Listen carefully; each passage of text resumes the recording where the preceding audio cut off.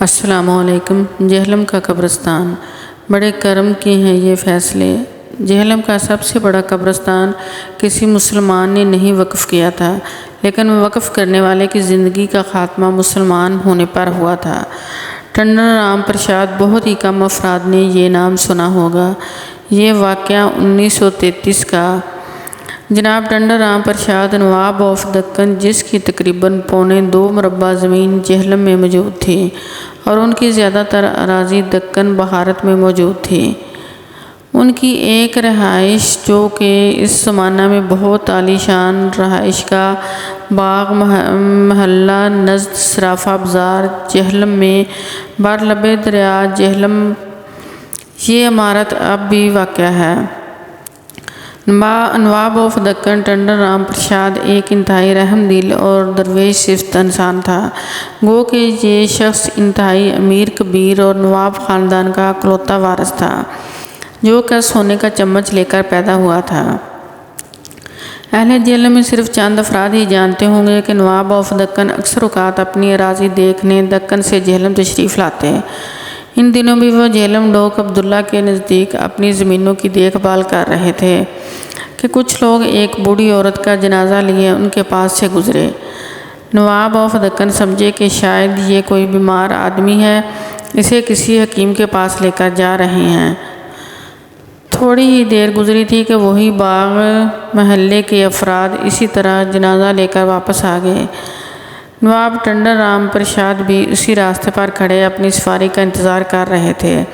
عذرائے ہمدردی انہوں نے ان افراد میں سے کسی سے پوچھ لیا کہ اب اس مریض کا کیا حال ہے۔ مرحومہ کے ایک بچے نے رو رو کر ساری داستان سنا دی کہ ان کے 2-3 جاننے والوں نے اپنی زمین میں اس کی والدہ کی قبر بنانے سے صاف انکار کر دیا ہے۔ اب ہم اس عورت کی قبر اپنے گھر میں بنانے کے سوا کوئی چارہ نہیں ہے۔ نواب صاحب یہ سن کر بہت رنجیدہ ہوئے اور بے شک اللہ تعالیٰ کی رضا اور مرضی کے بغیر نہ کوئی نیکی کر سکتا ہے اور نہ ہی کوئی برائی۔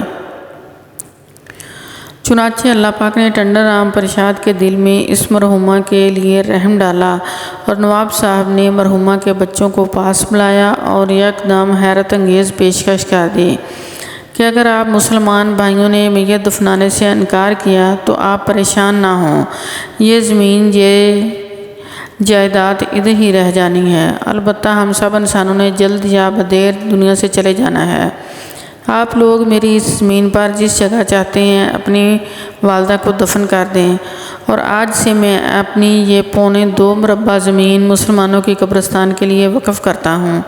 یہ بات سنتے ہی سب مسلمانوں کی آنکھوں میں تشکر کے آنسو آ گئے اور مرحومہ کو دفنانے کے بعد فاتحہ خوانی کی گئی اور ٹنڈن رام پرساد کے لیے بھی خصوصی طور پر بہت سی دعائیں مانگی گئیں۔ چنانچہ یہ دعا بارگاہ الہی میں جلد ہی قبول کر لی گئی اور چند روز بعد ہی ٹنڈن رام پرساد نے ایک ولی کامل سید بخاری شاہ صاحب کے ہاتھوں اس شرط پر اسلام قبول کر لیا کہ میں اپنا نام تبدیل نہیں کروں گا۔ چنانچہ اللہ تعالیٰ رب العزت نے ٹنڈن رام پرساد کے لیے رشد و ہدایت کے دروازے کھول دیے اور نواب صاحب اسلام قبول کرنے کے لیے کچھ عرصہ کے بعد دکن تشریف لے گئے اور اپنے وکیل کو وصیت کی کہ میرے مرنے کے بعد مجھے جہلم کے قبرستان میں دفنایا جائے۔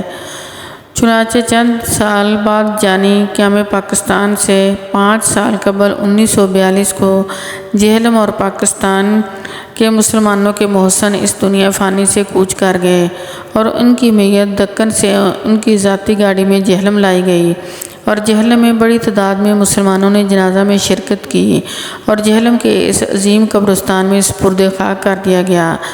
آج جہلم کے تقریباً ہر گھر کا کوئی نہ کوئی افراد اس قبرستان میں سپرد خاک ہے اور آج بھی جہلم کے باسی اس عظیم ٹنڈن رام پرساد کی محبتوں اور احسان کے قرضدار ہیں۔ ہمیں صرف اس آیت پر غور کرنے کی ضرورت ہے۔ سورۃ آل عمران آیت نمبر 200 ترجمہ۔